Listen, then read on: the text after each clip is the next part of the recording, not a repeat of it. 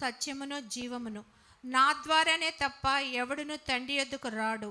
మీరు నన్ను ఎరిగి ఉంటే నా తండ్రిని ఎరుగుందురు.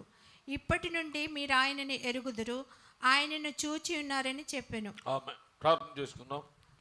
స్తోత్రులు తండ్రి, పరిశుద్ధుడా, మహోన్నతుడు, గొప్ప దేవుడా, ఈ వందనాలు స్తుతులు చెల్లిస్తున్నాం తండ్రి. ఈ మధ్యాహ్న సమయంలో ప్రభా, అవును శరీరాన్ని కూడా మేము ప్రార్థించవాలి తండ్రి. ఆరోగ్య విషయంలో ప్రభా, ప్రియుడని ఆత్మోర్జన ప్రకారంగా ఇవన్నీ విషయంలో వర్ధిల్లవల్లని నేను కోరుచున్నాను అంటున్నాడు తండ్రి. అవును ప్రభా, ఆత్మతో పాటు శరీరం కూడా ఆరోగ్యంగా ఉంటేనే కానీ మేము నిన్ను స్తుతించలేము, ఆరాధించలేము తండ్రి. అందుకే ప్రభా, ఈ విషయాలని మాకు తెలియపరుస్తున్నావు. సహాయం దయచేయండి. ఆత్మీయంగా అప్పుడు తండ్రి మేము కూడా ఆరోగ్యం ఉంటే అది ఇంకెంతో బలము తండ్రి. ప్రభా, ఈ సహాయం దయచేయండి. నీ సన్నిధి మాకు తోడుగా ఉంచండి. నీ శక్తితో, నీ బలంతో నింపి మయంతో వాడుకో ప్రభా. నీ దాసులను ఎత్తిపెట్టు ప్రభా. రెండాత్మతో నింపి నీ కలవరి చూచోడు మరుగుపరచండి. అలాగే వాక్యమును చూడగా మా హృదయములను చెవులను మీరు శుద్ధిపరచండి. సహాయం చేయమని దీవించి ఆశీర్వదించమని యేసు నామమున అడుగుచున్నాం తండ్రి. ఆమేన్. అందరూ కూర్చోండి. హల్లెలూయా. దేవుడు కృపమయుడు, ఆశ్చర్యకరమైన దేవుడు. దేవుని స్తోత్రం. ఏది కూడా ఆకస్మికంగా జరగదని ప్రభు చెప్తున్నాడు. Nothing shall be happened accidentally. అన్ని దేవుని యొక్క ప్రణాళిక ప్రకారంగా జరుగుతుందట. దేవుడు మనకు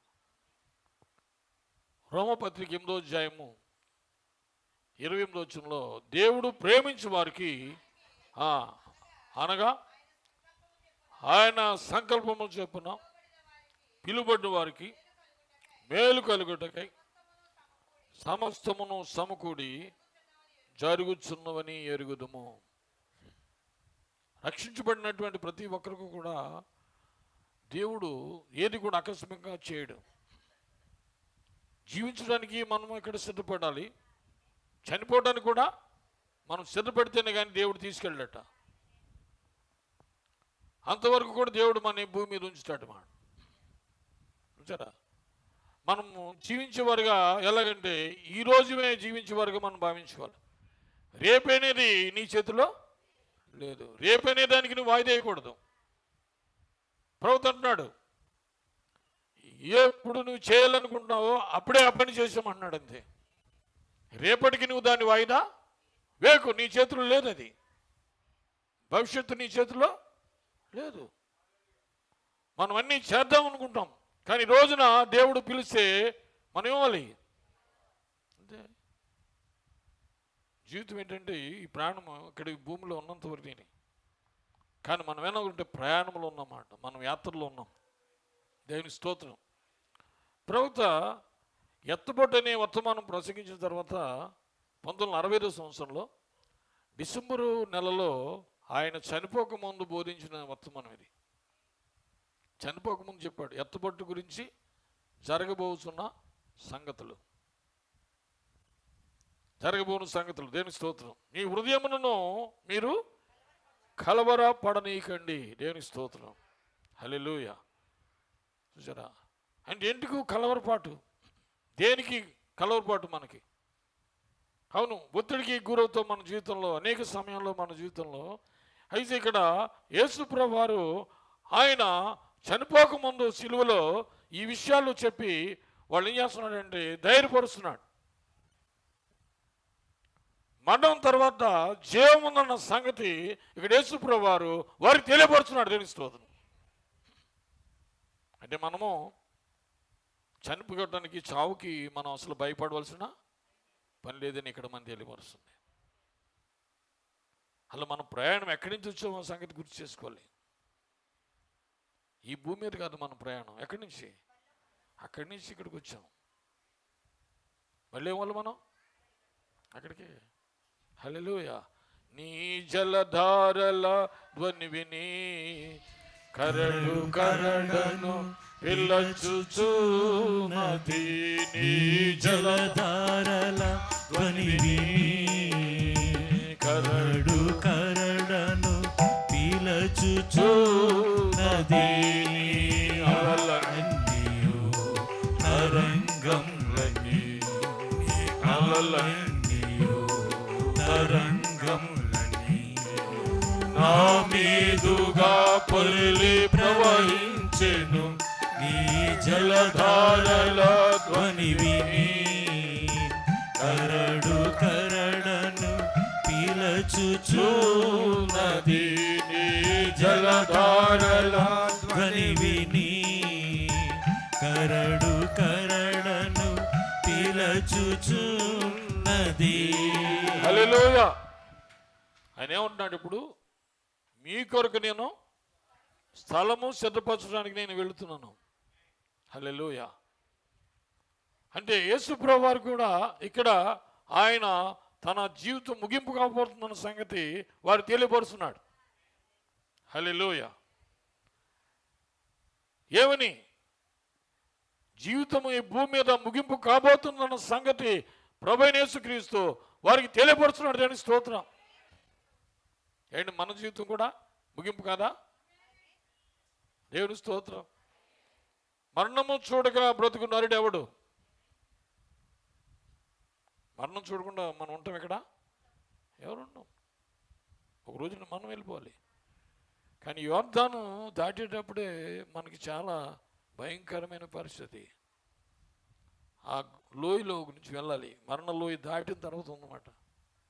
అక్కడికి వెళ్తే ఇంక మళ్ళీ ఈ వాతావరణం దాటిపోతాం. దేవుని స్తోత్రం. అక్కడ ఉన్న వాళ్ళ గురించి మనం ఏం చింతించక్కర్లేదు, దుఃఖపడక్కర్లేదు. ఎందుకంటే యోర్దాను దాటి మన ప్రభువైన యేసుక్రీస్తు మరణమును దాటి మనకి మళ్ళా ఆయన వర్తమానం తెచ్చాడు. మరణం తర్వాత ఏముంది? జీవం ఉందని. దేవుని స్తోత్రం. ఏమండి, ఇక్కడ ఈ భూమి మీద మనకున్నటువంటి నివాసము, మనకున్నట్టు చూస్తే ఇవన్నీ కూడా ఎంత నిజముగా మనం అనుకుంటున్నామో అంతకంటే ఎక్కువ నిజంగా దేవుడు ఈ కంటితో కనబడినటువంటి ఒక సింహాసనము, అక్కడ దేవుని రాజ్యము, పరలోక పట్టణము దేవుడు అక్కడ సిద్ధపరిచి ఉంచాడు. నమ్ముతున్నారు? దేవుని స్తోత్రం. హల్లెలూయా. పరలోకంలో ఒక పట్టణం దేవుడు మన కొరకు కడుతున్నాడు, ఇప్పుడు సిద్ధపరుస్తున్నాడు. ఎవరి కొరకు? నీ కొరకే, నా కొరకే, మనందరి కొరకు. ఆ భవనంలో మనం అంటాం, పాఠం, రాజాని భవనములో రేయింపగలు వేచియుందును, రాజాని భవనములో రేయింపగలు వేచియుందును, స్తుతించి ఆరాధింతును, మా చింతను మరచెదను, స్తుతించి ఆరాధింతును, నా చింతను మరచెదను, ఆరాధనా ఆరాధనా అబ్బా తండ్రి నీకేనయ్యా ఆరాధనా ఆరాధనా అబ్బా తండ్రి నీకేనయ్యా, రాజాని భవనములో రేయింపగలు వేచియుందును, రాజాని భవనములో రేయింపగలు వేచియుందును. హల్లెలూయా. దిస్ మోర్టల్ బాడీ, ఈ భౌతికమైన శరీరము, we have to leave this body in this earth, upon this earth. ఈ భూమి మీదే మనం ఈ శరీరాన్ని విడిచిపెట్టవలసి ఉంది. ఇది ఎలాగా? పాపం వలన మనకి శరీరం వచ్చింది. ఈ పాప శరీరానికి దేవుడు ఏం పెట్టాడు? మరణం, వ్యాధి, బలహీనత, దుఃఖము, భయం. ఎవరు లేదని చెప్పగలరు? నాకు బలహీనత లేదు, నాకు వ్యాధి లేదని ఎవరైనా చెప్పగలరా? ప్రతి ఒక్కరికి, అందరికీ ఉన్నాయి. దేవుని స్తోత్రం. ఎక్కడ హాస్పిటల్లో చూసినా గోల, మన్నఘోష. దేవునికి స్తోత్రం. ఏంటి ఈ పరిస్థితి? ఈ భూమి మీద ఇటువంటి వాతావరణం ఎందుకు మనం కలిగి ఉన్నాం? అందుకే యేసు ప్రభు ఈ భూమి మీదకి వచ్చి ఆయన మరణముతో జయించాడు, పాపముతో జయించి కల్వరికి మన పాపభారములని ఆయన తీసుకుని వెళ్ళాడు. నిత్య రాజ్యంలో మనమందరం కూడా ఉండాలని దేవునికి ఉద్దేశము. దేవునికి స్తోత్రం. హల్లెలూయా. మనందరి కొరకు ఆయన స్థలమును సిద్ధపరచడానికి వెళ్తున్నాను అన్నాడు. ఇది ఎంత నీకు ధైర్యమో, ఎంత నిరీక్షణ, దేవుని స్తోత్రం. ఈ విధంగా ఒక్కొక్కసారి మనం ఏం చేస్తామంటే ఆయన వాక్యం పట్ల నీ వైఖరి ఎలా ఉందన్నది దేవుడు ఆయన చూస్తాడు. What is your attitude towards the word of God and promise of God? దేవుని వాగ్దానం పట్ల నీ వైఖరి ఎలా ఉంది దేవుడు చూస్తాడు. ఇప్పుడు దేవుని ఆరాధిస్తున్నామంటే how your attitude towards the worship. ఆరాధన చేసినప్పుడు దేవుడు, నా ఆరాధనలో దేవుడు నిన్ను ఆయన స్తుతిస్తున్నాను, ఆయన నేను మహింపరుస్తున్నానని నీ వైఖరి ఎలా ఉన్నాయని. And you come to the church, మందిరానికి వచ్చినప్పుడు నీ వైఖరి ఎలాగుంది?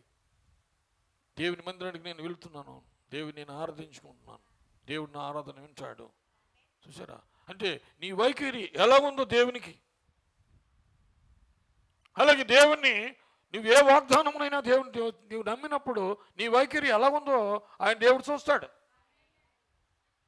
నువ్వు వాక్యం వింటున్నప్పుడు నీ ధోరణి, నీ వైఖరి ఎలా ఉంది? అది నిజమని నమ్ముతున్నావా, లేదా అబద్ధంగా తీసుకుంటున్నావా? ఎందుకో వచ్చి వెళ్ళిపోదాం అనుకుంటున్నావా? నీ వైఖరిని ఆయన చూస్తున్నాడు. కొంతమంది అనుకుంటారంటే ఏదో వచ్చి వెళ్ళిపోదాం కలుసుకుని నలుగురిని. విన్న తర్వాత ఆ వాక్యం పట్ల నీ వైఖరి ఎలా ఉన్నాయి దేవుడు చూస్తాడు. ఆయన ఏం చెప్తున్నాడో ఆ మాట మనం విని మనం ఏం చేయాలంటే దాని మీద దృష్టి నిలపాలి. అది నిజమని నమ్మాలి. మనుషుడి మాట అబద్ధం, కానీ దేవుడి మాట అబద్ధము కాదు. ఆయన ఏం చెప్పాడు నమ్మాలి మనం. పాత నిబంధనలో ఏదైతే చెప్పబడ్డాయో అన్నీ క్రీస్తులో నెరవేర్చబడ్డాయి. ఏ తప్పు లేదు. ఆయన ఎముకల్లో ఒకటేని విరగదని పాత నిబంధనలో దావీదులో ప్రవచించాడు. చూడండి, అక్కడ దొంగలు ఇద్దరు యేసు ప్రభు పక్కనే కుడివైపున ఎడవైపు పక్కన ఏం చేశారు? సిలువ వేసినప్పుడు బ్రతికుండగా ఏం చేయాలి? వాళ్ళ కాళ్ళు ఎరగొట్టాలి. ఇద్దరు దొంగలు కాళ్ళు ఎరగొట్టారు. కానీ యేసు ప్రభు దగ్గరికి వచ్చినప్పటికీ ఆయన ఏమయ్యాడు? చనిపోయాడు. రానువాడు ఆయన కాళ్ళు ఎరగొట్టలేదు. అదేంటది? లేఖనము నెరవేరినమాట. చూసారా? అయితే నువ్వు చదువుతున్నావు, వింటున్నావు, కానీ అది నిజమని నువ్వు నమ్మకుండా దాన్ని నిర్లక్ష్యం చేయటం వలన దేవుడు నీతో ఆయన వ్యవహరించలేడు. దేవునికి స్తోత్రం. ఆయన ఏం చెప్పాడో అది నిజమని నమ్మాలి. దాని మీద నువ్వు దృష్టి నిలపాలి. నువ్వు చదువుతున్నప్పుడు, వింటున్నప్పుడు దేవుని వాక్యంగా తీసుకోవాలి. ఆ వాక్యం ఏంటంటే నీకు ఆదరణ కలిగిస్తుంది. చూసారా? ఇక్కడ యేసుప్రభు వారు ఆయన చెప్పిన మాటలు ఆదరణకరమైనటువంటివి. చూసారా? మనము చనిపోవటానికి అందరూ కూడా భయపడుతూ ఉంటాం. మరణం ఏంటి ఎందుకులే అనుకుంటాం. యూఏలోకి సమాధి వచ్చింది మళ్ళీ. ఇప్పుడు మేము సమాధికి వెళ్ళిపోలే. కొత్తకోట ఇదేంటిది?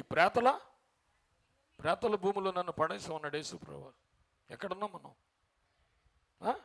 ప్రేతల భూమి. అంటే ఏంటి? శ్మశాల భూమి.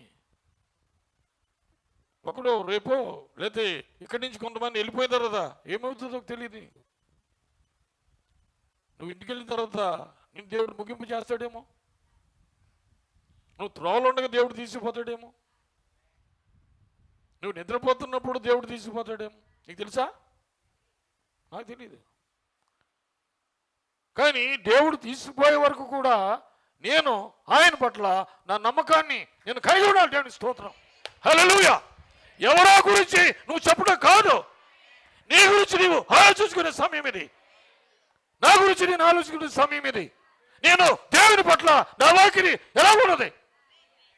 నేను ఏ విశ్వాసంతో నడుస్తున్నాను? ఇతరుల పట్ల నా వైఖరి ఎలా ఉంది? How it is my attitude towards God and his promises. ఆయన వాగ్దానం పట్ల నా వైఖరి ఎలా ఉంది? వాక్యం వినేటప్పుడు అది ఎవరి మాట? ఆయన మాటగా నేను తీసుకోవాలి. అప్పుడు అది ఆ మాట నా జీవితంలో ప్రభావితం అవుతుంది. It influence you. అది నిన్ను ప్రభావితం చేస్తుంది. దేవునికి స్తోత్రం. సరే, యేసు ప్రభువే స్వయంగా చెప్తూ ఉన్నాడు, మీ హృదయంలో మీరు కలవరపడకండి. దేవునికి స్తోత్రం. మిమ్మల్ని నేను చావనివ్వను, హల్లెలూయా.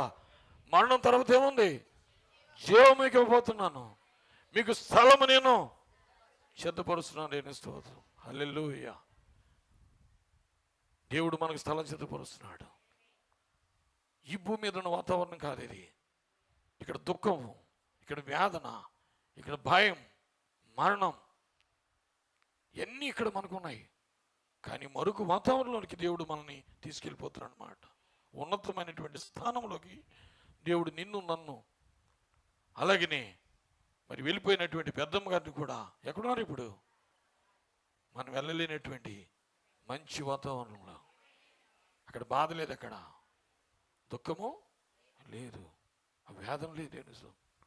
గొర్రె పిల్ల వివాహపు సమయము వచ్చి ఉన్నది, ఆయన భార్య తన్ను తానే సిద్ధపరచుకొని ఉన్నది. ఆయన భార్య తన్ను తానే సిద్ధపరచుకొని ఉన్నది. అందరికన్నిటినీ మన యేసు తుడిచివేయును. అందరికన్నిటినీ మన యేసు తుడిచివేయును.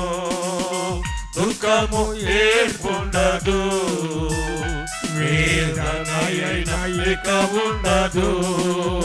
దుఃఖము ఏర్పుండదు, వేదనయైన ఇక ఉండదు. సంగతులు గతించెను, అన్నీ కృతవాయెను. పాత సంగతులు గతించెను, అన్నీ కృతవాయెను. గొర్రె పిల్ల వివాహపు సమయము వచ్చి ఉన్నది. ఆయన భార్య తన్ను తానే సిద్ధపరచుకొని ఉన్నది. ఆయన భార్య తన్ను తానే సిద్ధపరచుకొని ఉన్నది. హల్లెలూయా. ప్రకటన 20:4 అప్పుడు ఆయన కన్నుల ప్రతి భాష బిందును తుడిచివేయును.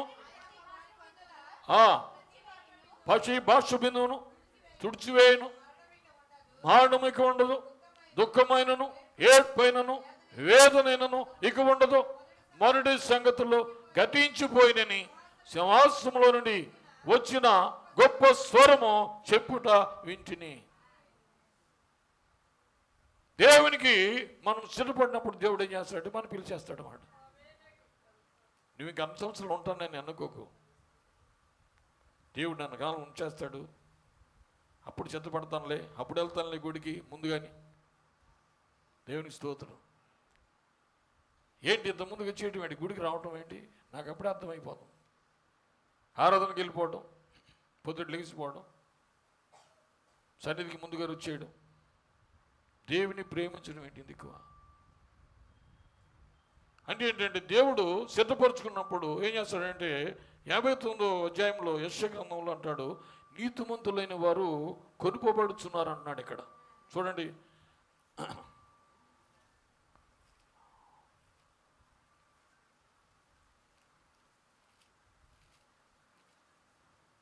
57 కీర్తన 57 అధ్యాయం యెషయా. నీతిమంతులు నశించడం చూసి ఎవరునూ దానిని మనసు పెట్టరు. భక్తులైన వారు ఎవరు తీసుకుపోతున్నాడు దేవుడు?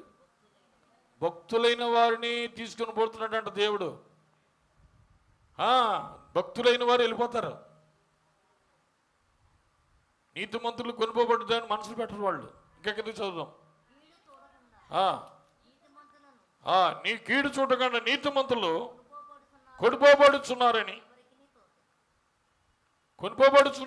ఎవరికి తోచదు. ఇక్కడ ఉన్నా ఏం చూస్తున్నాం మనం? ఏం చూస్తున్నాం?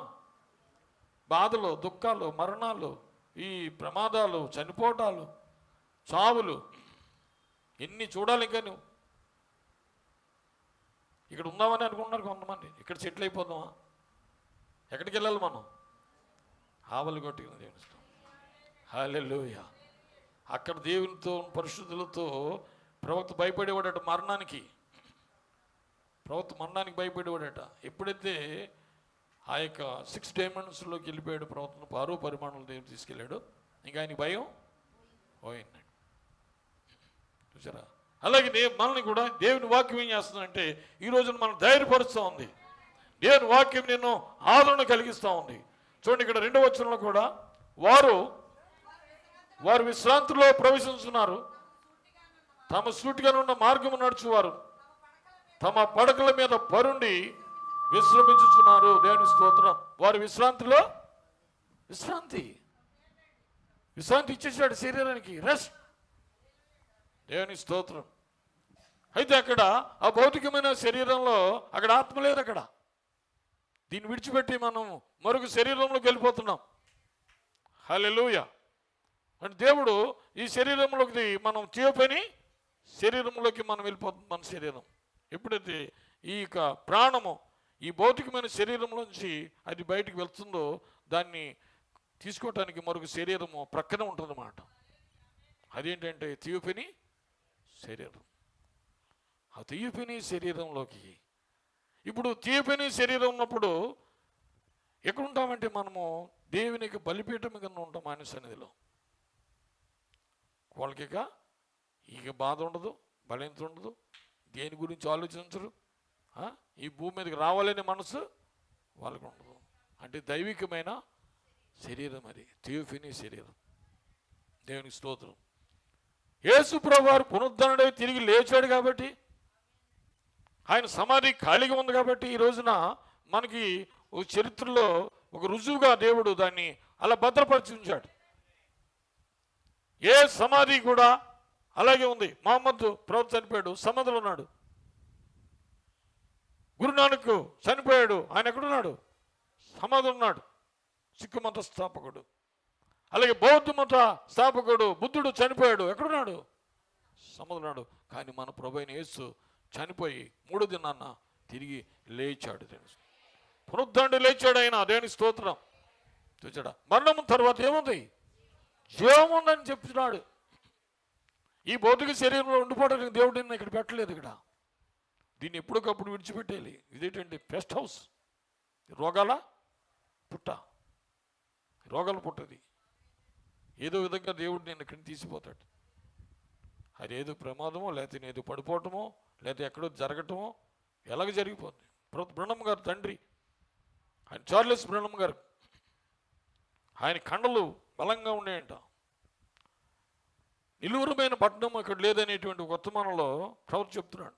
Continuing there is no continuing city అని చెప్పేసి ఆయన చెప్తున్నటువంటి వర్తమానంలో నేను కొన్ని విషయాలు చూశాను. My wife taken sick. First thing, I lost my daddy. I run over to the house to see him. ఆయన తండ్రి గారు చనిపోయినప్పుడు ప్రవక్త బ్రహ్మం గారు వెళ్ళాడట చూడటానికి. Picked him up in my arms like that. ఆయన్ని చేతులతో పట్టుకున్నాడంట. He looked up at me and that he smiled. నన్ను చూసి నవ్వాడట. అంటే ఆయన తండ్రి గారు బ్రహ్మం గారు. A doctor had give him a dose of medicine that killed him. Doctor గారు ఏదో ఒక చిన్న మెడిసిన్ ఇచ్చాడంటే అంతే. ఆ మెడిసిన్ వేసుకున్నట్టునే చచ్చిపోయాడంట. 1 overdose of strychnine of his heart and it killed him. చూసారా? ఆ గుండెకి సంబంధించింది చిన్న మాత్ర ఇచ్చాడంటే అంతే. ఆ మాత్ర ఎప్పుడైతే వేసుకున్నాడో అది ప్రాణం తీసేసి. చూసారా? ఆయన అనుకున్నాడంట, నా తండ్రి 100 సంవత్సరాలు 150 సంవత్సరాలు బతుకుతాడు. ఎన్ని సంవత్సరాలు? 150. అయితే 52 సంవత్సరాల వయసులోనే దేవుడు ఆయన తీసిపోయాడు. ఎన్ని సంవత్సరాలు? 52 సంవత్సరాలు. దేవుని స్తోత్రం. చూసారా? దేవుని యొక్క సర్వాంగ కవచం ధరించుడు అనేటువంటి వర్తమానం చాలా మందికి ఇచ్చాను నేను. కొంచెం చదివి వాళ్ళ దగ్గరకు ఉన్నాయి, చదువుతానంటే మీరు పెట్టుకెళ్ళండి. అప్పుడు ఇప్పుడు కొన్ని పుస్తకాలు ఉన్నాయి. ఇందులో మీరు నోట్ చేసుకోండి. 110వ పేరా. ఇక్కడ ఏంటంటే అక్కడ మరి ఒక యోధుడు దిగి వచ్చాడు. వారందరికీ రాజుగా పిలవమన్న వారు ఫ్రెంచ్ వ్యక్తి. ఆయన యేసు అని పిలిచాడు. యెహోవా ఆయన దిగి వచ్చాడు, వారిని ప్రేమించాడు. కానీ ఇలా చెప్పాడు, మీరు ఇద్దరులై చనిపోదురని మీరు ఎదురు, కానీ అక్కడ మరణం తర్వాత జీవితం ఉన్నది. మరణం తర్వాత జీవం ఉన్నది. మరణం తర్వాత ఏముంది? జీవం ఉంది. నా తండ్రి ఇంట అనేక నివాసములు ఉన్నవి. ఒకవేళ లేనిడల మీతో చెప్పుతున్నాం. ఆయన ఏమి చేయుచున్నాడు? వృద్ధులైన మనకు అక్కడ దేశం ఉందని చెప్పుచున్నారు. మనకు ఒక దేశం ఉంది. మనందరం కూడా ఒక చోట అక్కడ అందరూ కలిసి ఆయన్ని మనము స్తుతించు ఆరాధించబోతున్నాం. మనకు ఒక దేశం ఉంది. దేవునికి స్తోత్రం. చూసారా? అక్కడికి అగ్ని స్తంభము అనుసరించడమే కాదు, ఆయనే అగ్ని స్తంభం ఉన్నాడు. నేను నమ్ముచున్నాను. ఆయన నిబంధనకు దూత కూడాను. 111 పేరండి. ఒక వ్యక్తి ఇక్కడ అంతమైన తర్వాత, నీ సమయము పూర్తయ్యే వరకు నీవు జీవించిన తర్వాత, ఇది విత్తనముల కాలం. దీనికి మించి మానవుడు జీవించబోయే దేశము అక్కడ ఉన్నది. అంటే మనం ఇక్కడ ఉండేది కొద్ది దినాలు మాత్రమే. మన యాత్ర ఇక్కడ ముగించుకుని వెళ్ళిపోవాలి. ఎవరైనా తప్పదు. ఎంత గొప్పవాడైనా ఈ భూమి మీద కాలం అనేది ఎవరి చేతిలో ఉంది? అది. నీవు బెత్తెంతగా నా దినములు చేసావు అంటున్నాడు. బెత్తెంతగా నా దినములు పరిమాణం చేశావు. నా దినములక పరిమాణమును అంతము ఎట్లుండదు నేను తెలుసుకుని కోరుచున్నాను అంటున్నాడు. 39 కీర్తనలో దావీదు ప్రార్థన చేస్తున్నాడు. చూద్దామండి. నా అంతం ఎట్లున్నది? నా దినముల ప్రమాణము ఎంతకాలం ఉంటాను ప్రభా, నాకు తెలుసుకోవాలని ఆశ కలుగుతాడు. నువ్వు తెలుసుకోగలవా? కానీ ఇప్పుడు ఎవరు చెప్పాడు? ఎలాగంటేనట, ఒక చనిపోయే వ్యక్తికి ముందు కొన్ని సూచనలు వస్తాయంట. ఆయన మామయ్య గారు, బ్రహ్మగారు గారు మామయ్య గారు, ఆయన చనిపోకముందు ఆయన పుట్టిన ఇల్లు జ్ఞాపకం వచ్చిందంట. నేను నా పుట్టింటి తీసుకెళ్ళండి అని. అంటే ఏంటంటే మన పుట్టిన ఊరు మనకి గుర్తుకొస్తుందట. ఎక్కడ పుట్టామో అక్కడికి వెళ్ళిపోవాలనిపిస్తుందట. మన పుట్టిన ఊరు. అంటే నేను ఇప్పుడు ఏదనుకుంటున్నాను, మా చెల్లెండి ముందు ఒక వారం నెల ముందు మా ఇంటికి రమ్మంటే ఏమన్నారు తెలుసా? నేను చనిపోతే నన్ను అక్కడి నుంచి ఇక్కడికి ఎవరు తీసుకొస్తారు? దేవునికి స్తోత్రం.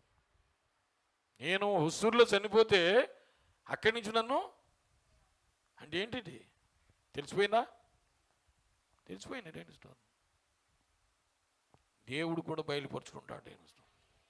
మనకు అర్థం కాదు, చెప్పరు. అవి మనం తెలుసుకోవాలండి. సరే, నీకు కూడా దేవుడు కొన్ని సూచనలు చూపిస్తాడు నువ్వు వెళ్ళిపోయే ముందు. అప్పుడు దేవుని దగ్గర నువ్వేం చేయాలంటే నీకు తెలిసిపోతుంది దేవునికి నీ జీవితం ఎలా ఉంది. అప్పుడు నీ పట్ల దేవునికి నీ ప్రేమ ఎలా ఉన్నది, ఆయన పట్ల నీవు ఏ విధమైనటువంటి అభిప్రాయం కలిగి ఉన్నావు, వైఖరిని కలిగి ఉన్నావు, నువ్వు పరీక్షించుకోవాలి.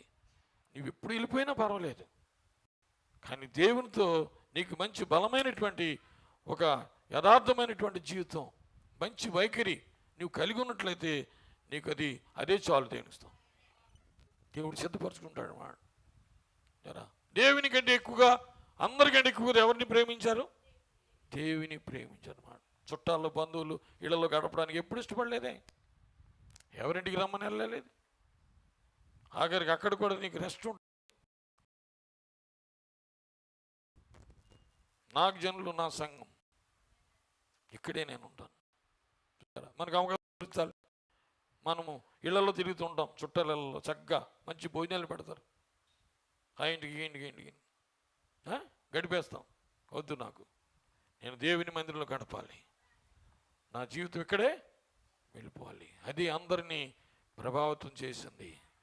ఈ రోజున మీరందరూ కూడా ఎంతో ప్రేమను చూపించారండి. ఆమె నిజంగా దేవుణ్ణి ప్రేమించిందని రుజువుపరుచుకున్నాడు అక్కడ దేవునితో. చూసారా, ఆమె సాక్ష్యం ఈ రోజున. అదే మాదిరిగా నీవు జీవించాలి, అదే మాదిరిగా నీవు సమర్పణ చేసుకోవాలి. ప్రభు, అలాంటి జీవితం నాకు కావాలి నాయన. ఆ విధంగా నేను ప్రేమించేవానుగా నన్ను చేయి ప్రభు. ఆఖరి సమయంలో నీతో నేనే సహవాసం గడపాలి, నీతోటి నేను గడపాలి. ఆఖరి అడుగు నిన్ను వేయించేది ఆయనే. దేవుని స్తోత్రం. నీ తల్లి మొదటగా నిన్ను అడుగు వేయించి నీకు నేర్పుతుంది నడక. ఆఖరి అడుగు వేయించేది ఎవరు? దేవుడు. ఎంతమంది నమ్ముతాను? ఇప్పుడు ఎవరికి అప్పగించుకోవాలి మనం? ఆయనే మనం నడిపించేవాడు. ఆఖరి అడిగేసి నిన్ను యోద్ధాన్ని దాటి తీసుకెళ్తాడు ఆయన, మరణములోంచి జయములోనికి. ఒక ఉద్దేశముతో దేవుడు నిన్ను ఆయన ఇక్కడ ఏర్పరచుకున్నాడు. ఏంటి ఆయన ఉద్దేశము? దేవునికి స్తోత్రం. చాలా సమయంలో మనం పట్టించుకోం, దేవుడికి ఏ ఉద్దేశం ఉంది నా పట్ల, ఎందుకు ఆయన చూస్తున్నాడా, నాకు ఆయనకు అవసరమా అని మనం అనుకుంటాం. దేవునికి స్తోత్రం. ఎప్పుడు నీవు అలాగ అనుకోకూడదు.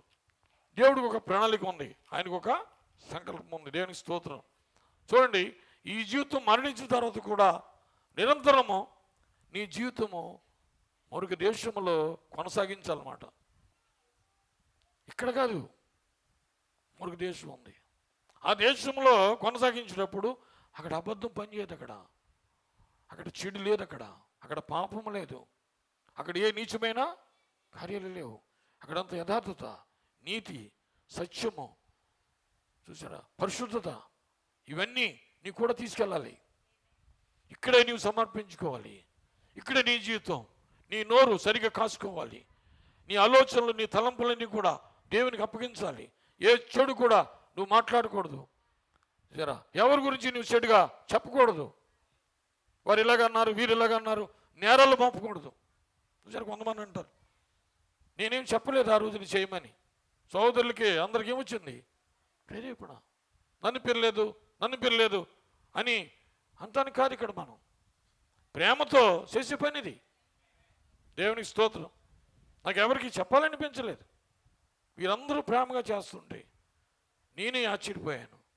వారందరిలోని దేవుని ప్రేమ కుమ్మరించబడి. దేవునికి స్తోత్రం. ఇక్కడ మనం ఎవరు పెద్దలం కాదు, ఎవరు చేస్తే వాళ్ళే పెద్ద. దేవునికి స్తోత్రం. చూసారా, ముందు ఏం చేయాలంటే ఏ గొప్పవాడు ఏం చేయాలి, తగ్గించుకుని ఏం చేయాలి, ముందు చిన్న పని చేయాలి. చిన్న పని చేయకుండా మనం పెద్దవాళ్ళం.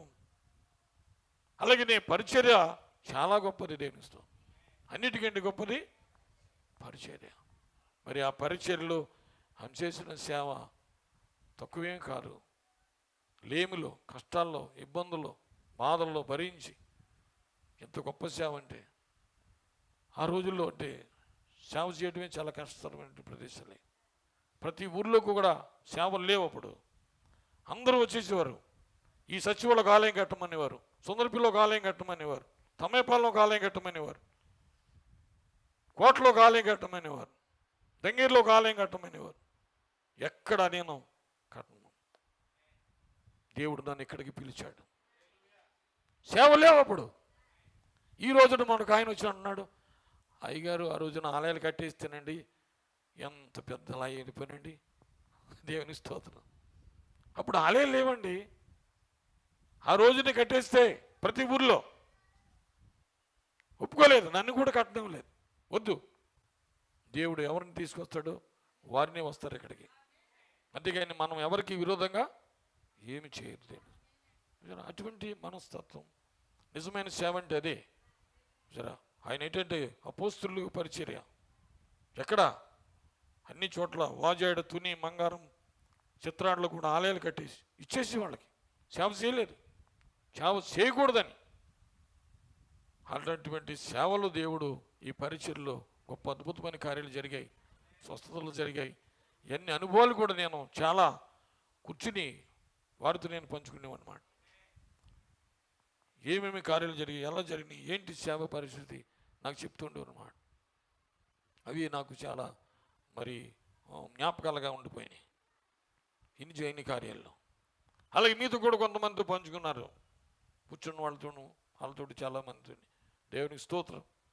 ఒక సజీవమైనటువంటి ఒక సాక్ష్యంగా దేవుడు వారిని మనం అంటుంచాడు. ఈ రోజున మన పుట్టుక కూడా దేవుని చేత నిర్ణయించబడిన సంగతి మనం గుర్తించుకోవాలి. నువ్వేమీ అగస్కిగా పుట్టలేదు. ఇక్కడ దేవుని ప్రణాళిక ద్వారాగా ఈ భూమి మీద నిన్ను పుట్టించాడు దేవుడు. అదే దావీదు అంటున్నాడు కీర్తనలో, చూడండి 171 కీర్తన 6వ వచనము.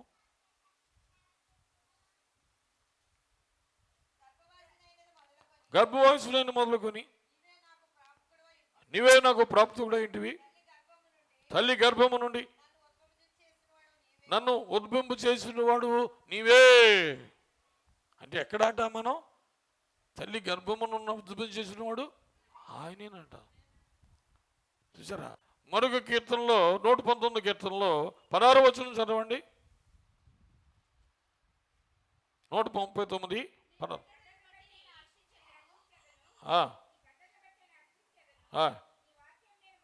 139 కీర్తన 16వ వచనం.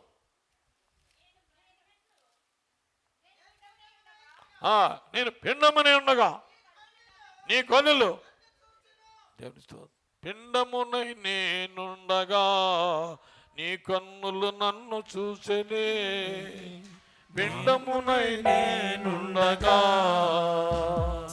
నీ కన్నులు నన్ను చూచెనే,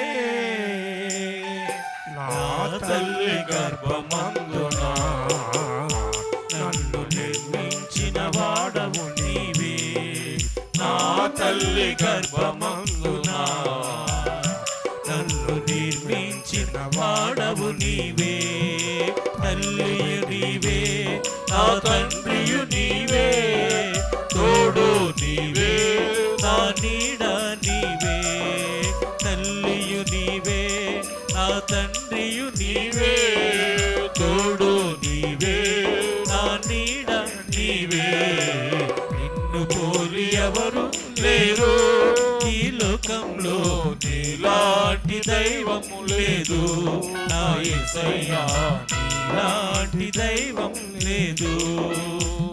హల్లెలూయా. ఇప్పుడు జగత్తు పునాది వేయబడక ముందే నిన్ను ఆయన ఏర్పరచుకున్నాడు. అంటే ఈ భూమి, ఆకాశములు, సముద్ర నక్షత్రములు ఇవన్నీ పుట్టక ముందే మనము దేవుడిలో ఉన్నామంట.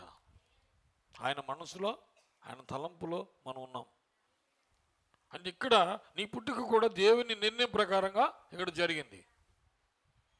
అంటే మనం పుట్టుకతో పాటు మన ముగింపు, అంటే మన మరణం కూడా దేవుని ఏర్పాటు ప్రకారంగానే జరుగుతుంది. నమ్ముతున్నారు దేవుని స్తోత్రం. కాలం ఎవరి చేతిలో ఉంది? నా కాలగతులని నీ వశములో ఉన్నాయన్నాడు దావీదు. 31 కీర్తన 15వ వచనంలో చూడండి. నా కాలగతులు నీ వశములో ఉన్నవి దేవుని స్తోత్రం. ఎవరి వశంలో ఉన్నాయండి? నువ్వు జీవించేద్దామంటే ఆయన జీవించలేడు. నీ కాలం అయిపోయింది, వచ్చే నా దగ్గరికి. ఇంకా నాకు ఈ పనులు ఉన్నాయి, ఆ పనులు ఉన్నాయి, ఈ చక్క పెట్టాలి, అవి చూడాలి, ఈ చూడాలి, ఈ అన్నం చూడాలి, ఆ అన్నం చూడాలి అని అనుకుంటా. నువ్వు ప్రణాళికలు వేసుకుంటావు, నువ్వు ప్లాన్లు వేసుకుంటావు, అన్నీ తారుమారైపోతాయి. జాగ్రత్త, దేవునికి స్తోత్రం. హల్లెలూయా. ఈ సంవత్సరం వచ్చేద్దాం, ఆ సంవత్సరం వచ్చేద్దాం, మళ్ళీ ఇలా చేసుకున్నాం.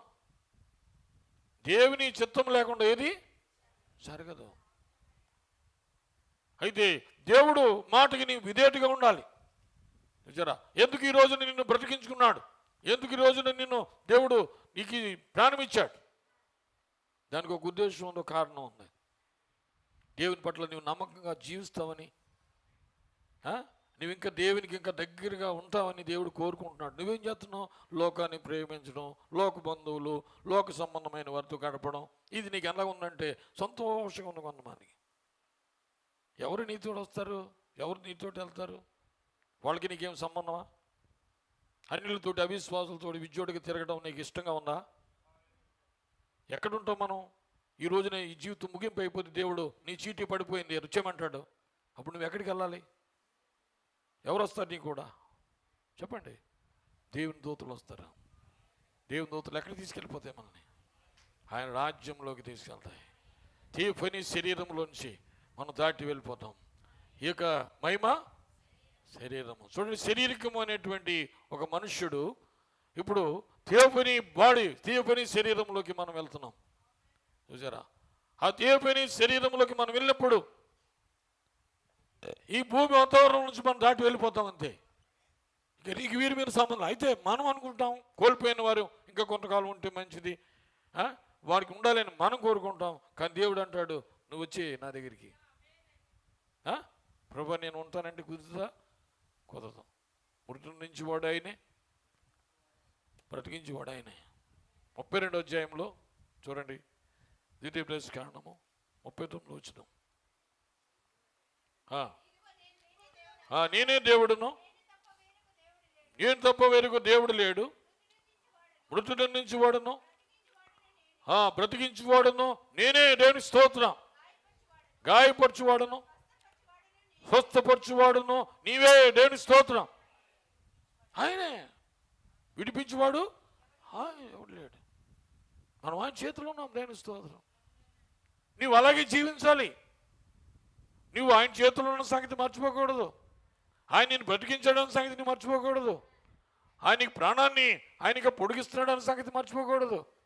దినదినము ఆయన గుర్తు చేసుకోవాలి. ప్రభువా, ఈ రోజున నీకేం నేను చేయవలసి ఉంది, ఈ రోజున నేను ఇంకెంత నమ్మకంగా ఉండాలి, నాకు నేర్పించు ప్రభువా, దేవుని స్తోత్రం. నీ అడుగు జాడులో నేను నడవాలని కోరుకుంటున్నాను. నీ మార్గంలో నేను తప్పుకోకూడదు. నీకు ఇష్టమైన పనులు చేయాలి. నీ ఆశ, నీ ప్రేమను ఎవరి వైపు చూపించాలి? దేవునికి తెలియపరచండి. హల్లెలూయా. నీవు నన్ను ఎంతగా ప్రేమించావో అంతకంటే నేను ఎక్కువగా నేను ప్రేమించాలని నేను కోరుకుంటున్నాను ప్రభువా. నీ ప్రేమను ఆయనకి బయలుపరచుకోండి. లోకాన్ని ప్రేమించడం కాదు. లోకంలో ఈ లోక ప్రేమ అంతా కూడా నశించిపోద్ది. లోకమును అంటే మీరు ప్రేమించకండి. ఎవడి లోకమును ప్రేమించినట్లయితే తండ్రి ప్రేమ వానిలో ఉండదు. లేని స్తోత్రం.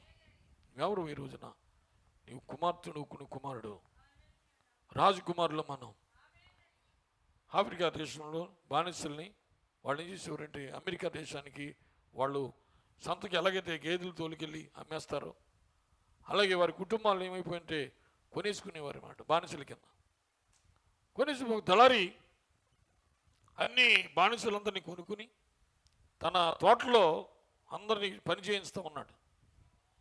ఆ క్షేత్రంలో వీళ్ళందరూ ఏం చేస్తున్నారంటే మొక్కలకు నీళ్ళు వేయడం, మొక్కలు నాటడం, అన్ని పనులు చేస్తున్నారు అక్కడ. ఈ క్షేత్రంలో బానిసలందరూ. ఒక పెద్ద ఆయన ధనవంతుడు దాన్ని చూడటానికి వచ్చాడు అక్కడ లోపలికి.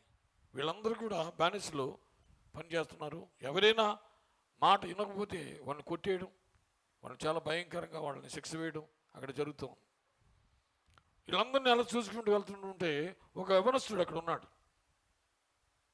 అది ఎలాగున్నట్టు రాజు టీవీగా నడుస్తున్నాడు, రాజు టీవీగా మాట్లాడుతున్నాడు అందరితో. భయం లేదు అతనికి, ఆ పిల్లోడికి. ఈ వచ్చినటువంటి ఈ పెద్ద అయిన ధనవంతుడికి అతని మీద పడింది.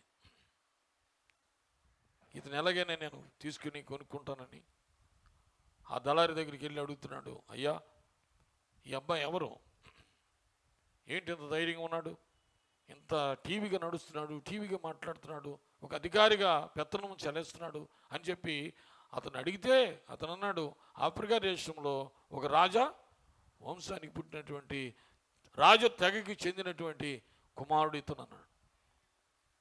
ఏ లక్షణాలు వచ్చినాయి? రాజు యొక్క లక్షణాలు వచ్చినాయి. మరి మనం చెప్పండి, మన రాజాది రాజు మన ప్రభువైన యేసుక్రీస్తు, ఆయన బిడ్డలో మనం దేవుని స్తోత్రం. చూసారా, ఆయన అంటున్నాడు తిమోతి పేతురు రాసిన పత్రిక 2వ అధ్యాయము 9వ వచనం, ఆశ్చర్యకరమైన వెలుగులోనికి మిమ్మల్ని పిలిచిన వాని గుణాతిశయమును ప్రచురము చేయ నిమిత్తము ఏర్పరచబడిన వంశమును, రాజులైన యాజక సమూహమును, పరిశుద్ధ జనమును, దేవుని సొత్తు అయిన ప్రజలైనారు. దేవుని స్తోత్రం. మన ఎవరు?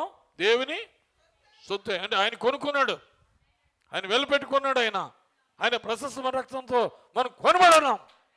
హల్లెలూయా. ఇక్కడ సాతాను నిన్ను మీద అధికారం లేదు దానికి.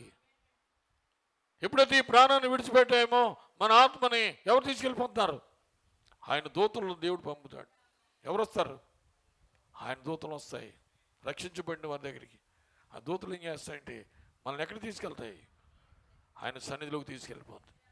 హల్లెలూయా. చూసారా, ఎటువంటి విశ్వాసం మనం కలిగి ఉండాలి ఈ రోజున? మనం ఏ విధమైనటువంటి జీవితం జీవించాలి? ఎలాగ నీవు ఇతరులని ప్రభావితం చేయాలి? నీ జీవితంలో నీవు చూపించాలి. నీవు నడిచినటువంటి నీ సాక్ష్యం ద్వారా యుద్ధంలో నువ్వు చూసుకో, నువ్వు ఎలాగున్నావో దేవుని స్తోత్రం. ఇప్పుడు నా యుద్ధంలో నేను చూసుకుంటున్నాను. అర్థంలోకి తేలిన తర్వాత ఈ తల ఎలా ఉంది, ఇవన్నీ ఎలా ఉన్నాయి, ఇవన్నీ ముఖం అంతా మనము చూసుకుని బయటతో వచ్చి మనం మాట్లాడతాం. ఎవరైనా వస్తే ఇంటికి వచ్చారండి, మిమ్మల్ని చూడటానికి వచ్చాను.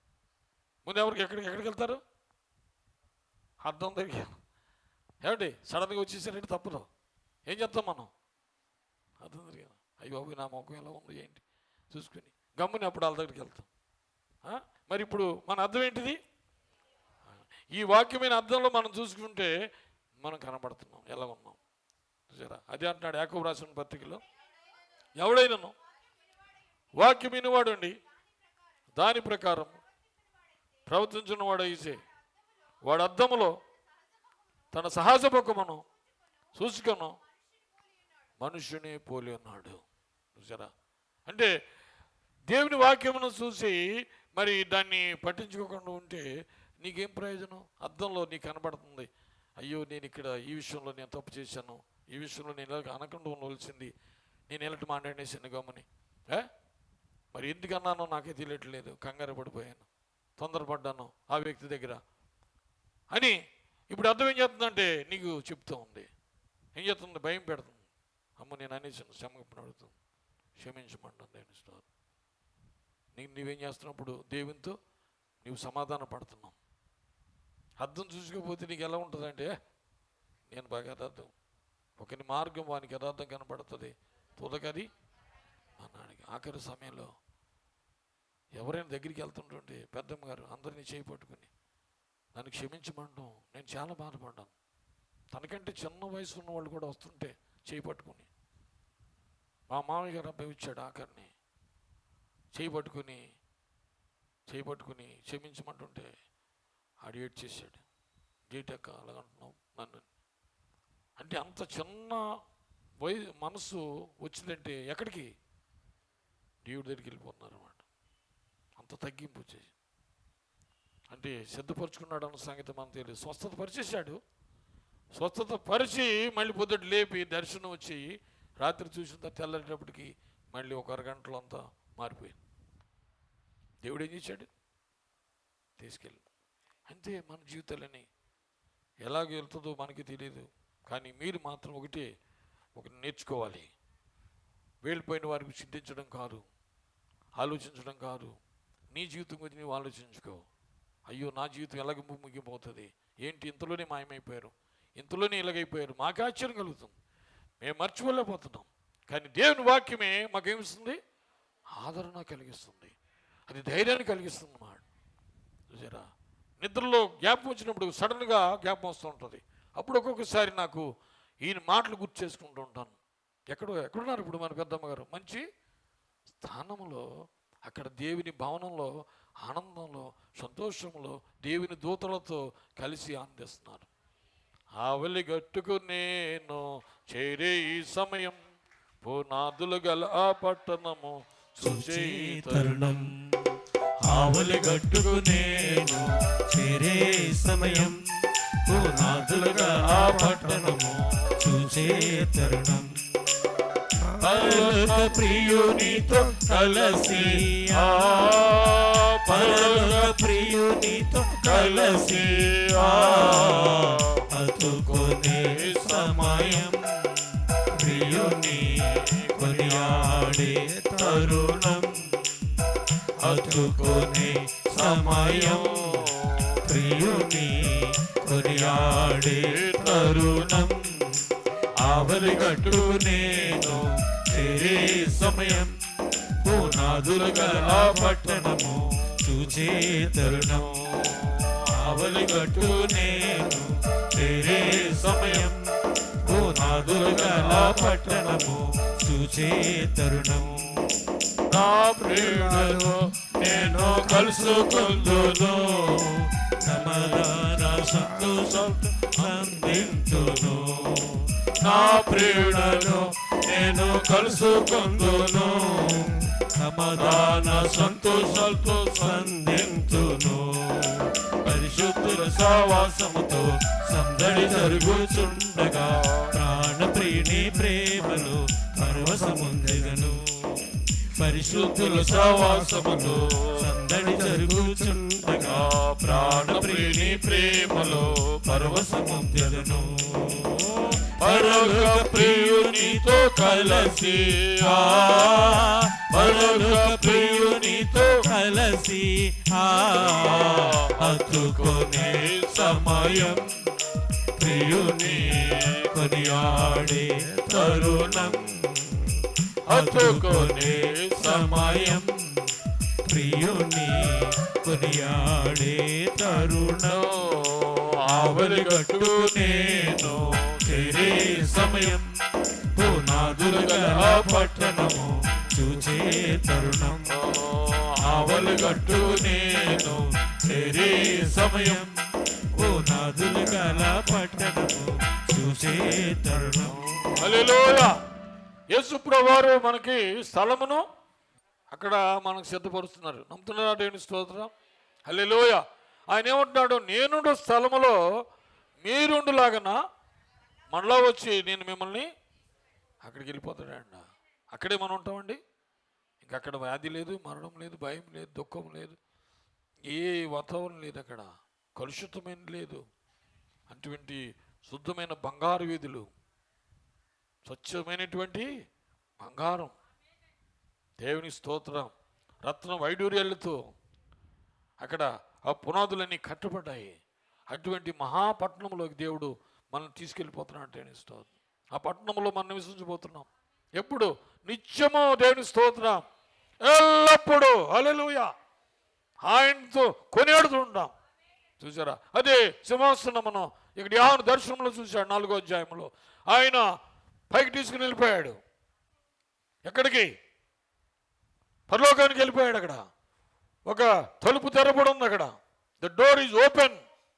ఒక తలుపు తెరపడి ఉంది. ఆ తలుపు తెరిచిన తర్వాత అక్కడ ఒక సింహాసనం కనపడుతూ ఉంది. ఆ సింహాసనం చుట్టూ 4 జీవులు ఉన్నాయి. ఒకటి సింహము, ఒకటి ఎద్దు, మూడవది మనుషుని ముఖము, 4వది ఎగురుచున్న పక్షిరాజు. ఆయన సింహాసనం ముందు 7 దీపస్తంభములు ప్రజలు వెళ్తున్నాయి. అక్కడ స్ఫటిక జలం అనేది ఉన్నాయి. ఏముంది అక్కడ? స్ఫటిక జలం అనేది ఎవరు అనుకుంటున్నారు? ఇక్కడ దేవుని వాక్యమైన ఉతక స్నానం చేత కడగబడిన వారు అక్కడ ఉన్నారు. దేవుని స్తోత్రం. ఆయన చుట్టూ 24 పెద్దలు. దేవుని స్తోత్రం. ఎంతమంది? 24 పెద్దలు ఆయన సింహాసనం చుట్టూ కూర్చున్నారు. 24 పెద్దలు. చూసారా? సింహాసనం ముందు 7 దీపస్తంభములు, 7 దీపస్తంభములు, 7 సంఘకాలాలు. 7 సంఘకాలాల్లో క్రీస్తు ఆయన తను బయలుపరుచుకున్నాడు. పులిని రొట్టె అంటే ఏంటంటే, క్రీస్తు ఏంటంటే పులిని రొట్టె, తాజా మన్నా. దేవుడి స్తోత్రం. ప్రతి కాలానికి దేవుడు ఆయన తాజా మన్నా పంపించాడు. మరుడి సంఘాలానికి అపోస్తలుడైన పౌలు. దేవుని స్తోత్రం. చూసారా? అక్కడ ఇప్పుడు తీర్పు సింహాసనం, అక్కడ అగ్ని ప్రజలతో ఉంది. పౌలు వర్తమానాన్ని, ఆ దినాన్ని ఎవరైతే తునీకరించారో దేవుడు వారికి తీర్పు ఇచ్చబోతున్నాడు. 2వ సంకాలము, 2వ అగ్ని స్తంభము అక్కడ కనబడతా ఉంది. దీపస్తంభం. అదేంటిది? ఎఫెసీ, స్మిర్నా, పర్గమ, థువతైరా, సార్దిస్, ఫిలదెల్ఫియా, లౌదీకియా. ఆఖరి సాయంకాలం, 7వ సాయంకాలం. ఇది సాయంకాల సమయం. 7వ దీపస్తంభము ఈ కాల ప్రవక్త అయిన విలియం మేరీన్ బ్రెనమ్. ఎలా చెప్పగలం? దేవుని వాక్య ప్రత్యక్షతతో, దేవునికి అధికారముతో ఆయన స్వస్థతలు సృష్టించడము, ఆయన మాట పలుకగా కార్యాలు జరిగాయి. హృదయ రహస్యములు దేవుడు ఆయన బయలుపరిచాడు. అలాంటి కార్యములు చేసి నిరూపించాడు. కాబట్టి ఈ రోజున మనము 7వ దీపస్తంభముగా ఆయన వర్తమానికుడిగా మనం గుర్తుపట్టగలం. ఎవరైతే ఈ వర్తమానాన్ని తుడికిరించారో దేవుని దగ్గర ఒకరి తీర్పు ఉంది. ఇక్కడ ఈ భూమి మీద అన్నాడు ఆయన, మనుషుకు మన వ్యతిరేక పలుకువానికి పాప క్షమాపణ కానీ పరిశుద్ధాత్మకి వ్యతిరేక మాట్లాడు. ఈ లోకమందిరను పరలోకమైన క్షమాపణ లేదు. స్ఫటిక జలనది కనబడతా ఉంది.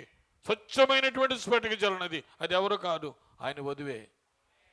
ఏం చేసినప్పుడు వాక్యముతో కడుక్కోవడానికి సమయం ఇచ్చాడు మనకి. ఇంకా మనకి సమయం ఉన్నాయి. నువ్వు పశ్చాత్తాపడి దేవుని దగ్గర కన్నీరు కార్చి, ప్రభువా నా పాపములు క్షమించు ప్రభువా, నేను ఏదైనా నీకు వ్యతిరేకంగా నా జీవితంలో ఉన్నట్లయితే తీసే ప్రభువా, నీవు దేవుని దగ్గర కన్నీరు కాడ్చి ప్రభు దగ్గర ఒప్పుకోలు చేసి సమయం ఇచ్చాడు మనకి.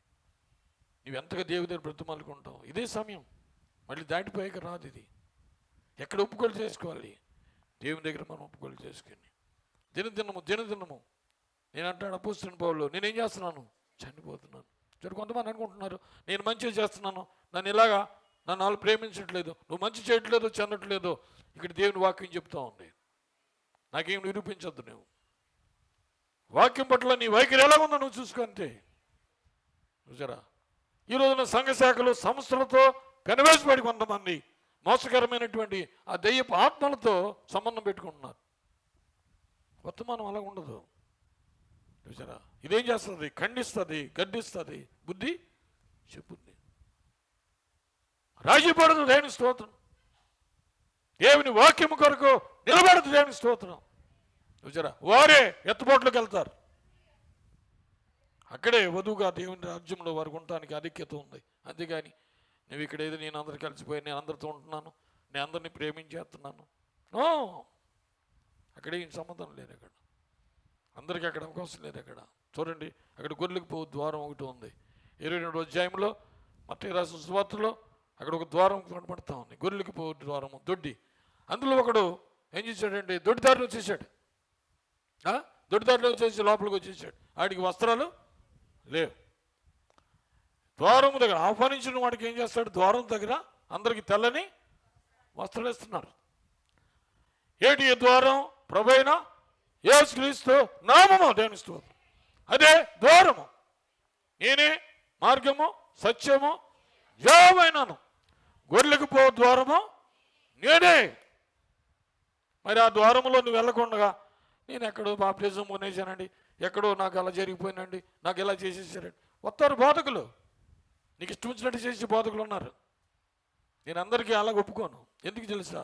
ఈ రోజున ఇది వాక్యం సత్యమని రుజువుపరిచిన తర్వాత నేను రాజీ పడ్డాను, నేను ఇష్టపడను. ఎందుకంటే ఆ రాజ్యానికి నువ్వు వెళ్ళాలి. ప్రభుత్వ రాజీ పడలేదు.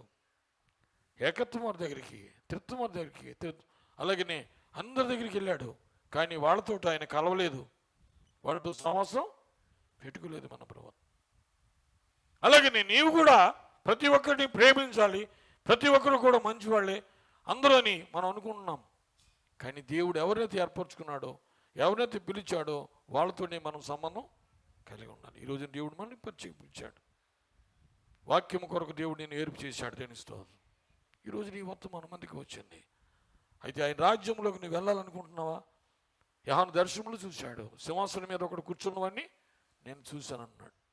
ఎవరు వెళ్తున్నారు అక్కడ? ఆ 4 జీవులు ఏం చేస్తున్నాయి? అప్పుడు సింహాసనం చుట్టూ కావాలి కాస్తున్నాయి. ఏంటి సింహాసనం? నీ హృదయమే దేవునికి ఇప్పుడు సింహాసనం. ఇప్పుడు నీవు దేవుని వాక్యానికి చోటిచ్చినట్లయితే ఆయన ఎక్కడుంటాడు? ఇప్పుడు గాడ్ అబైడ్ ఇన్ యు. దేవుని స్తోత్రం. దేవుడు నీలో నివసిస్తాడు. అందుకే శాస్త్రజ్ఞులు they found cellless apartment in your heart. నీ గుండెలో కణములు లేనటువంటి ఒక గది ఉందట.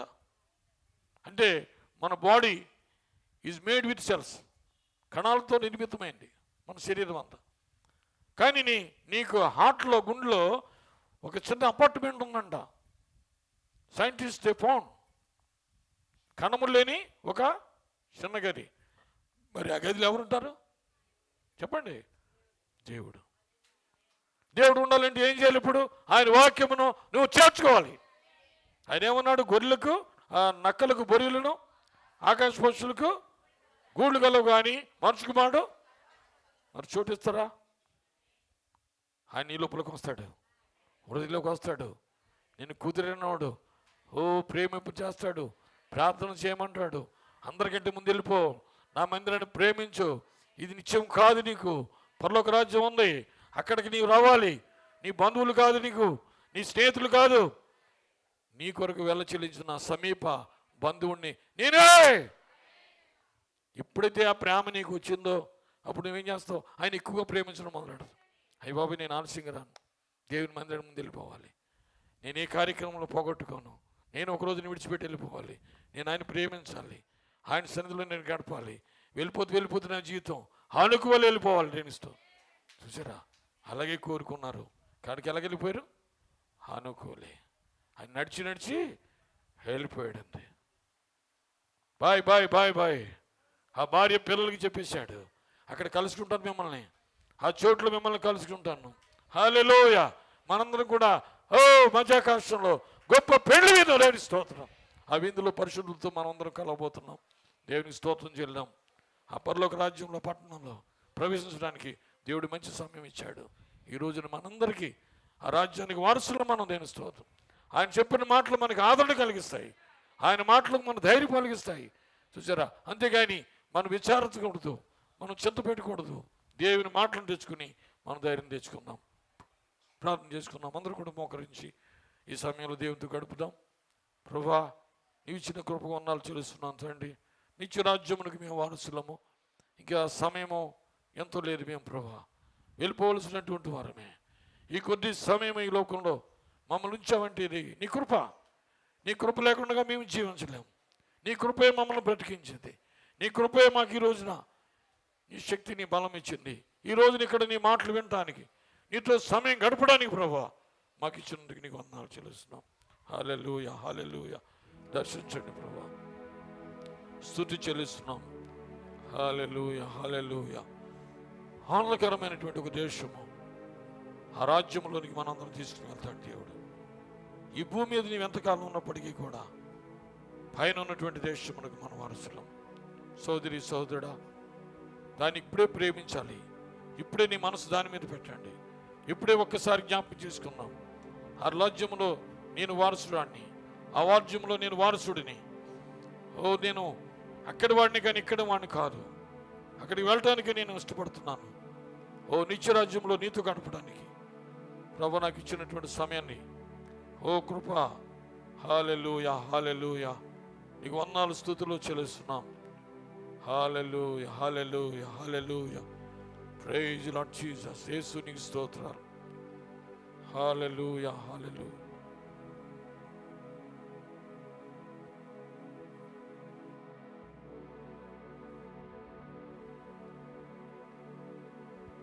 హల్లెలూయా హల్లెలూయా. స్తోత్రములు స్తోత్రములు ప్రభువా. Glory to God. Hallelujah hallelujah. Thank you Jesus. Thank you Lord. Hallelujah hallelujah hallelujah hallelujah. Praise Jesus. దేవానికి స్తోత్రం స్తోత్రం. పరిశుద్ధాత్మ దేవుడా నీకు వందనాలు. హల్లెలూయా hallelujah hallelujah hallelujah. Glory to God. సర్వాధికారికి స్తోత్రాలు స్తోత్రాలు ప్రభు. Hallelujah hallelujah hallelujah hallelujah. Mighty Jesus. దేవానికి స్తుతి స్తుతి స్తుతి. హల్లెలూయా హల్లెలూయా హల్లెలూయా. సర్వశక్తి గల మంత్రుడి నీకు స్తోత్రం స్తోత్రం. హల్లెలూయా hallelujah hallelujah hallelujah hallelujah hallelujah hallelujah hallelujah hallelujah. Thank you Jesus. Thank you Lord. Praise Jesus. Hallelujah hallelujah. Mighty God. దేవానికి స్తోత్రం స్తోత్రం స్తోత్రం.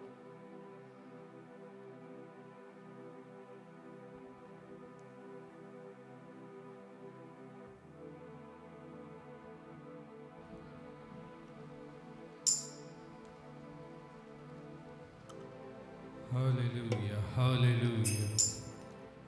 ఆవలి గట్టుకునేడు చీరే సమయం, పునాదులు గల పట్టణము చూసి తరుణము.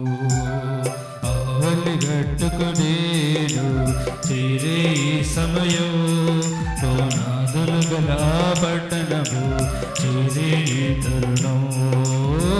పరలోక ప్రియునితో కలసి, పరలోక ప్రియునితో కలసి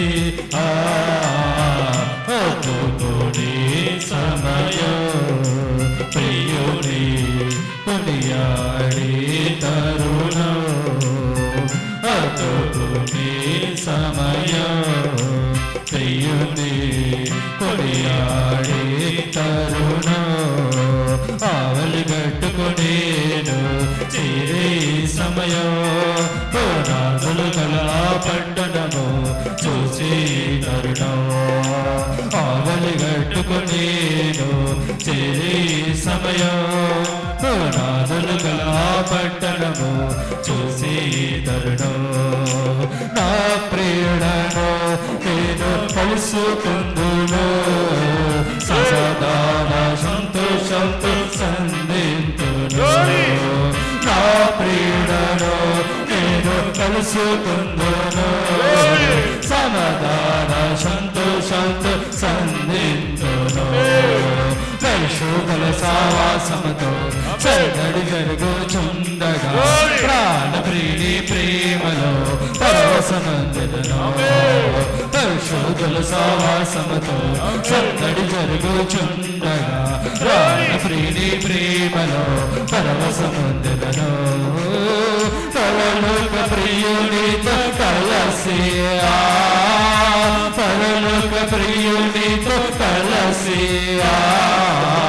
అతుకునే సమయం ప్రియుని కొనియాడే తరుణం అతుకునే సమయం ప్రియుని కొనియాడే తరుణం ఆవలి గట్టుకునేను చేరే సమయం రాజులు గల పట్టణము చూసి తరుణం ఆవలి గట్టుకునేను చేరే సమయం రాజులు గల పట్టణము చూసి తరుణం నా స్వాచ్ఛము నేను పొందుకుందును నిర్ణయించిన ఆనందంలో పాల్గొందును నా స్వాచ్ఛము నేను పొందుకుందును నిర్ణయించిన ఆనందంలో పాల్గొందును వేదవాయు జాలతో నూతన కీర్తన పాడుచు సర్వాధికారి ప్రభువును చూస్తూ ఆరాధింతును వేదవాయు జాలతో నూతన కీర్తన పాడుచు సర్వాధికారి ప్రభువును చూస్తూ ఆరాధింతును పరలోక ప్రియునితో కలసి పరలోక ప్రియునితో కలసి అతుకునే సమయం ప్రియుని కొనియాడే తరుణం అతుకునే సమయం ప్రియుని కొనియాడే తరుణం ఆవలి గట్టుకునేను చేరే సమయం నాదులుగా పట్టణము చూసి తరుణం ఆవలి గట్టుకునేను చేరే సమయం నాదులుగా పట్టణము చూసి తరుణం పరలోక ప్రియునితో కలసి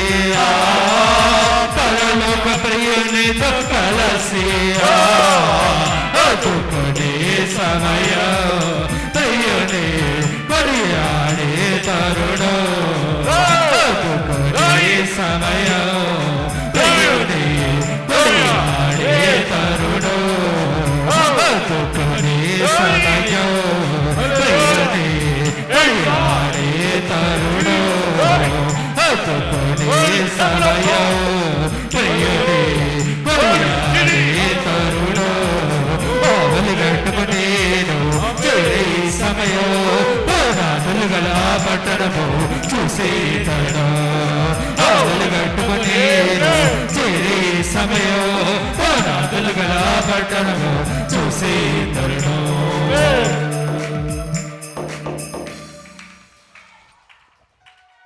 Shall we stand? అందరూ లేచి నిలబడదాం. నేను అలాగే కళ్ళు మూసుకున్నానండి. దేవుని రాజ్యానికి నీవు వారసుడు, ఆయనని వెలపెట్టుకొనుకున్నాడు. నిత్య రాజ్యంలో మనం ఆయనతో పాటు ఉండబోతున్నాం. సోదరి సోదరుడా, నీ చేయి పక్కన వారితో మీరు వేయండి భుజం మీద, ఒకరి భుజం మీద ఒకరు మీ చేయి వేయండి.